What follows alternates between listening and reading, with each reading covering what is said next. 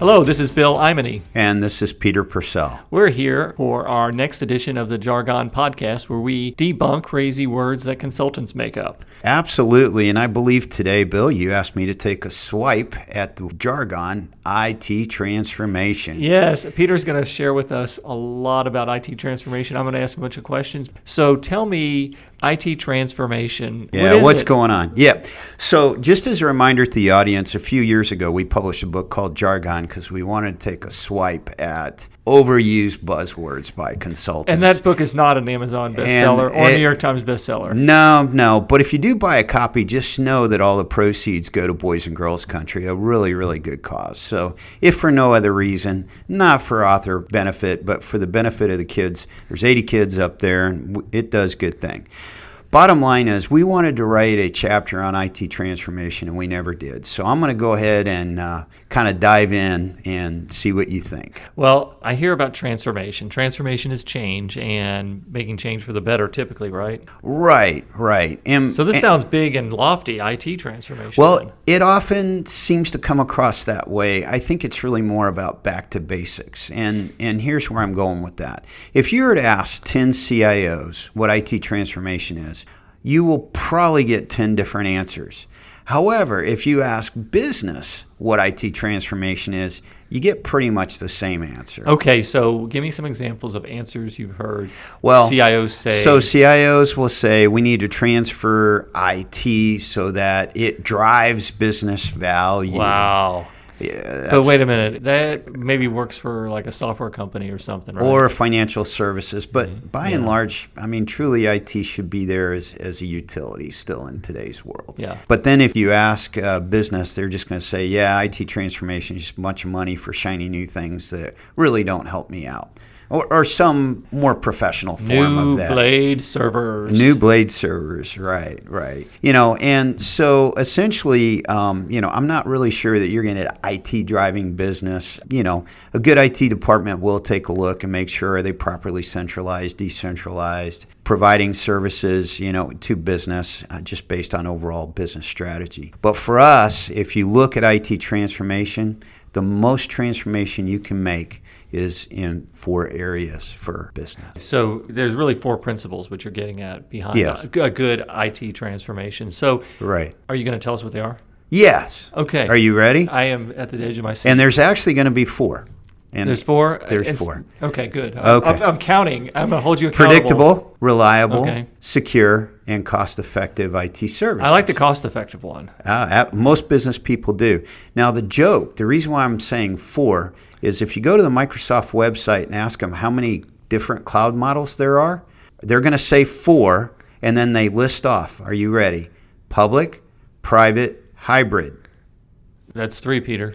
What's the 4th one? I understand. Exactly. Or maybe the 4th one is public-private hybrid. I don't know. But I just want to know, we can count. Okay. So 4.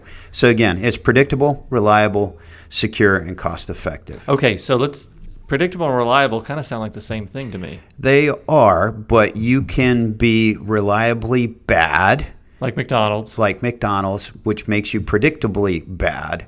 So you want good. So you can be reliable, or should we say predictable? You can be predictable, but bad. So that's good. You caught yourself. I'm trying to mess you up a little bit. No, you're not. So what I've done too is I've overlaid each of these words with a definition from the Merriam-Webster's dictionary, just so that we can eliminate confusion. Well, good. That's good. You're using an authoritative source. I'm using an authoritative source. Or semi-authoritative, I should say. Well, it's authoritative to most people, to a certain degree. Okay. So should we start with predictable? Predictable, yes. So predictability is basically, Merriam-Webster says, behaving in a consistent and expected manner, okay? That means that you are consistent and expected. And there's 3 ways for you to do that. And it's around service level agreements, which is a contract that you have with business, and I'll explain how you attack those. Maintenance, making sure that your maintenance is done in a scheduled and consistent manner, and I'll dive into that. And then good communications with the business, so there's no surprises. You talked about service level agreements. Do most companies' IT departments actually have service level agreements with the business, or not really? The majority of them have service level agreements. In fact, I don't know that I've ever walked into an IT department that doesn't have service level agreements. The issue is they're not necessarily correct, and secondly, they're not adhered to. So really, from a service level agreement, if you want to be predictable, you need to do what you promise. Okay, you need to respond in the time that you say you're going to respond. Businesses' participation in all this, they also need to understand what that means. Not everything that goes wrong is a high critical item.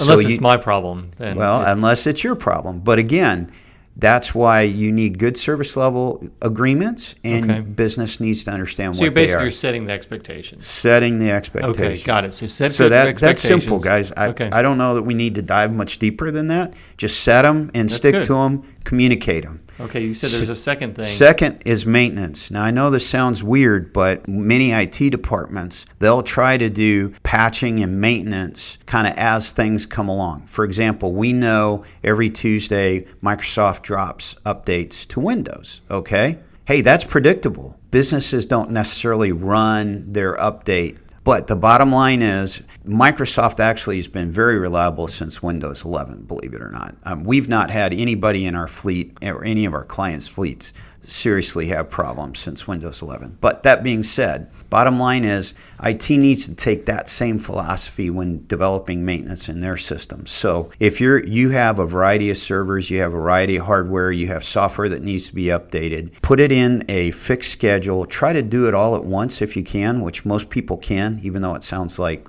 that's an awful lot. But, you can upgrade and patch your networks, your servers, your software. Try to do it one weekend every month, every 2 months, but do it on a consistent schedule so business is not surprised. Got it. So really what you're talking about is making sure that you can predict when it's going to happen. We're going to do it this weekend, and we're not going to do it Monday instead. Right, exactly. Okay. And so therein eliminates, running updates in the middle of month-end close, right? I mean, I can't tell you how many clients I've run into where that's a problem, believe it or not. Or right in the middle of customer jobs or something like that. Yeah, middle of customer jobs, middle of year end, whatever. You need to schedule it. Sounds weird, and some of you are going to be scratching your head going, but I will tell you it makes a huge difference.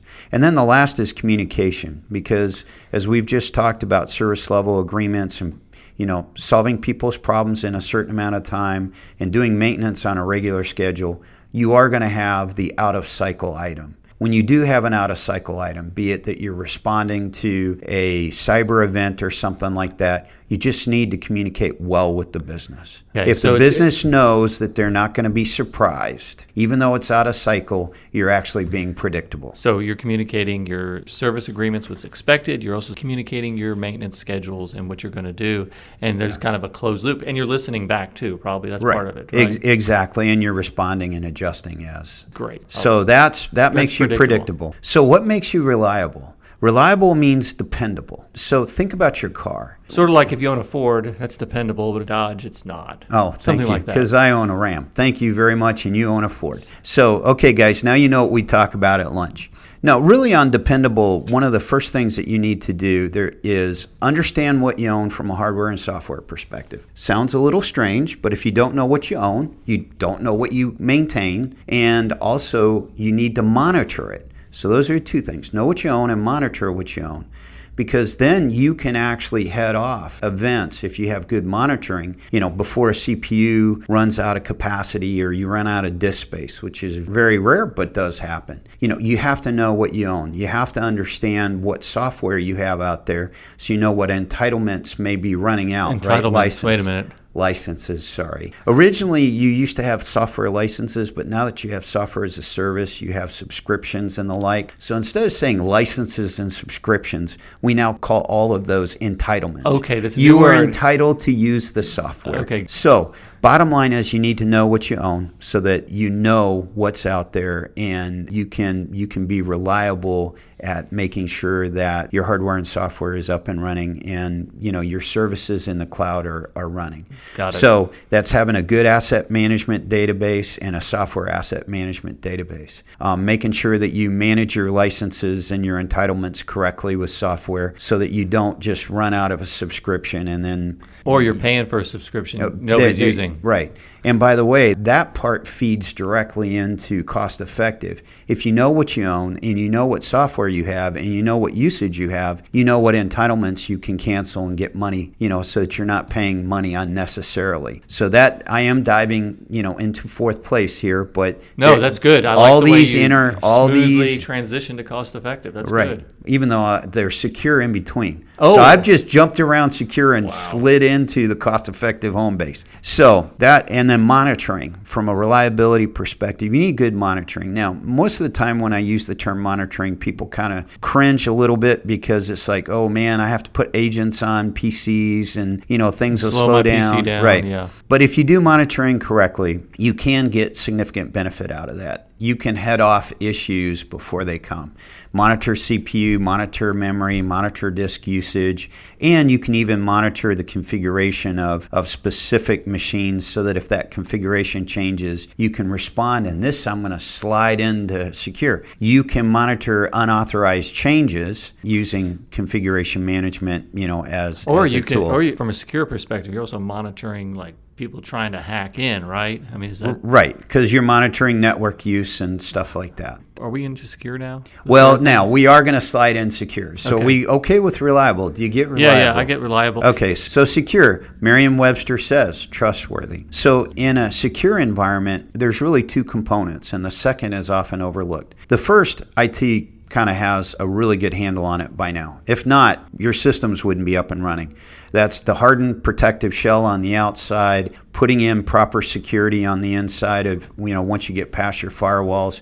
If you run zero trust, which by the way, we have a really good podcast on what that is. If you run zero trust or make sure that you do multi-factor authentication, just there's a variety of things that IT can do to tighten down the IT environment. And, I don't need to go deep there. IT departments all over the country, all over the world pretty much have that under control. The second component is not so much under control, and that's the people side. That's working with business to let employees know they are as responsible for cybersecurity as IT, if not more so. Yeah, so that's like getting the email and clicking on the email from the CEO asking for a wire transfer. Right, or wire transfer instructions. And to a vendor that you don't know who it is, and you click on it, you think it's legitimate. And you do it.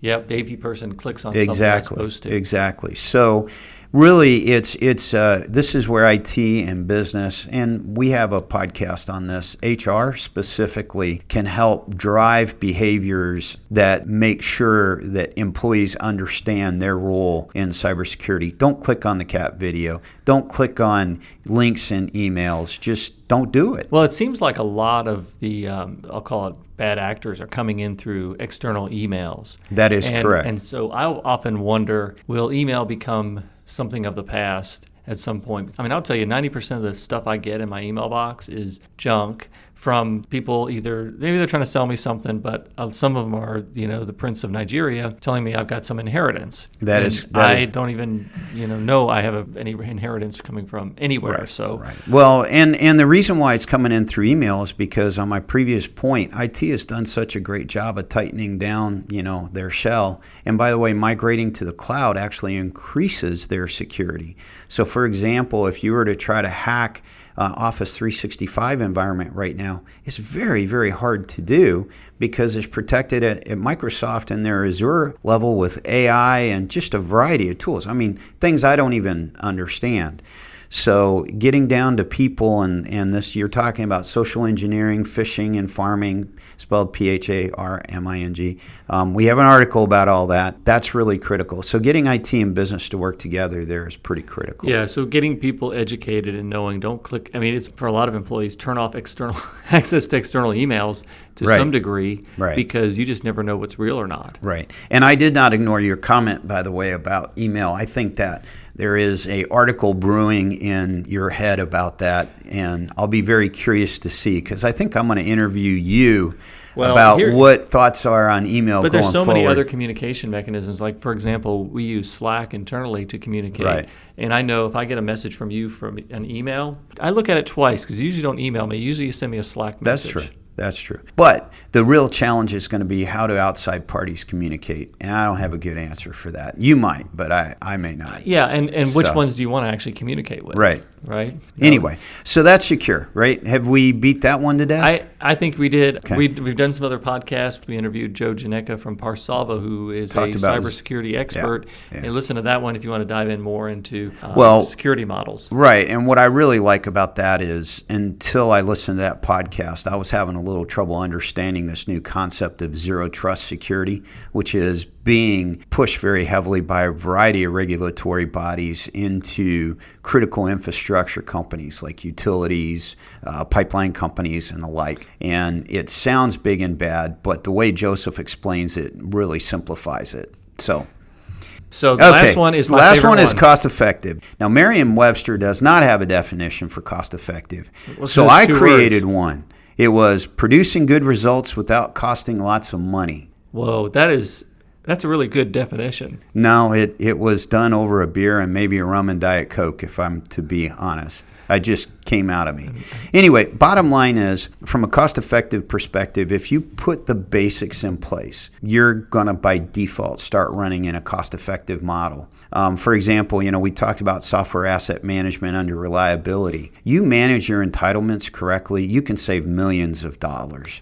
From an asset management perspective, if you know what servers and what systems should be decommissioned, but they're still on your network and you're still paying license and support fees for if you have a third party supporting your environment, there's huge cost benefit to making sure that decommissioned items are actually, end of life items are actually taken off the network. And this goes from information technology and operational technology, OT, in the field as well. Well, I think this also goes hand in hand with your comment earlier when you were talking about the cloud being more secure than having stuff in-house. Right. And frankly, the idea of having stuff in the cloud makes you more cost effective because then you don't have to buy a bunch of infrastructure and have a Correct. big data center. And the other piece of cost effective, not overbuying software and you really don't need. Well, and that's why the beauty of moving to the cloud means you get subscriptions basically just based on use. I'm also thinking, though, there's software out there like a small company can put in a SAP. Oh, yeah. So there's a variety. Yes. Okay. Because they want to be. I see that a lot where companies think they're going to grow faster and they never grow into what they buy. But yeah, so moving to cloud, you're ultimately scalable up or down. You basically buy what you need. You just pay for what you use. And that's part of being cost effective and reliable and predictable, by the way. And also, Peter, earlier you talked about service level agreements. Oftentimes I see where IT costs creep is when there's not a good service level agreement and IT decides I'm going to hire a bunch of people to write reports because business asked for it, but they never really sat down and talked about what does that really mean. Exactly. So, which brings up a great point under cost effective. The one thing that really helps drive cost effectiveness is everything you've just done that we've talked about may not actually reduce 1 cent of cost in an IT department. But setting up a governance model with business, okay? And you should be doing this to be, COVID 2019 compliant, right? That's the latest round of COVID. Yeah, that means they so gotta what go you to do is, meeting. Yeah, but what you do is meet with business on a regular basis. Talk to them in business terms. Don't use any technological terms. And just make sure that you're aligned with business. Business understands what you're doing for them, and you understand what they need.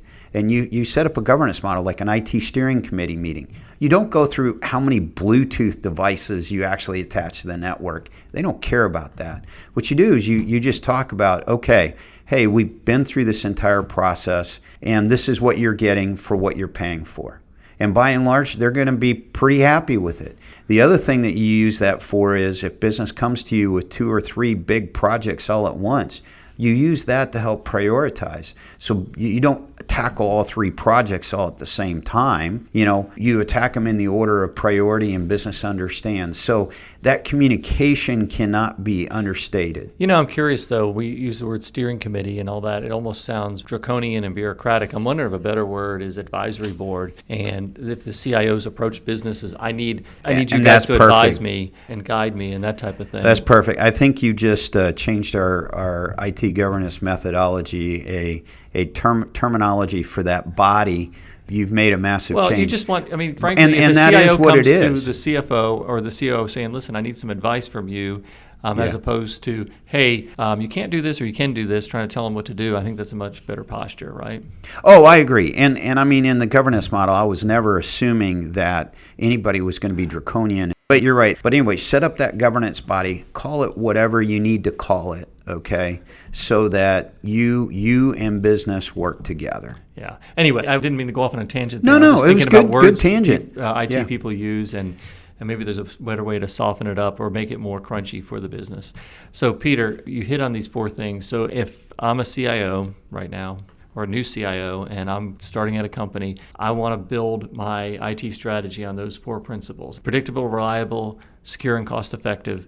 Build it on those 4 principles. You're golden. You're in good shape. Yeah, you're going to be successful. You're in really good shape. And I do, since you bring the topic up of new CIO, I will say, I'd love to say that I came up with these 4 principles after 35 years of being in the business, but I'm stealing heavily from a friend of mine who is using these 4 principles. Who's a CIO. Who's a CIO who has used these 4 principles to do massive transformations at significant companies over the past 10 years, and with 100% success at each place. Okay, so it works. It's proven. It works. And maybe I can get him on here to interview him if he's willing to.